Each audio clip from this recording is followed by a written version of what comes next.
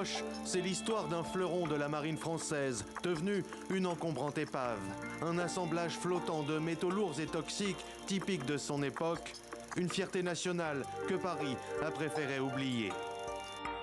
Le Foch est un porte-avions d'escadre. Pendant 37 ans, le porte-avions est un étendard tricolore sur les mers du monde, déployé au Liban ou en Yougoslavie.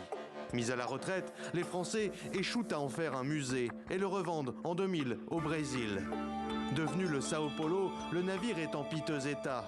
N'ayant pas les moyens de le rénover, Brasilia décide de s'en débarrasser.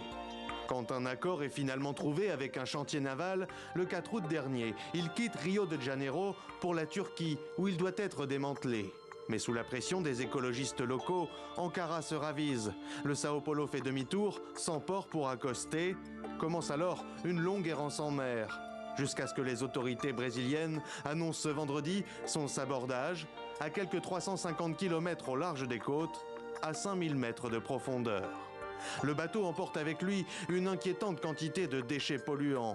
Plus de 9 tonnes et demie d'amiante, près de 650 tonnes de métaux lourds, présents notamment dans sa peinture, mais aussi du mercure contenu dans les 10 000 lampes fluorescentes qui l'équipent. Une aberration, un crime selon les associations écologistes. Ça va tuer la biodiversité extraordinaire qui vit à 5000 mètres de profondeur. C'est un crime, c'est une bêtise sans nom. Les ONG dénoncent une violation des traités environnementaux, une pollution volontaire aux conséquences inconnues sur la vie subaquatique, un sabordage en catimini pour faire taire les critiques. Alors que des solutions de recyclage existent, comme ici sur ce chantier, c'est à Brest, en France, où le Foch fut mis à l'eau en 1960.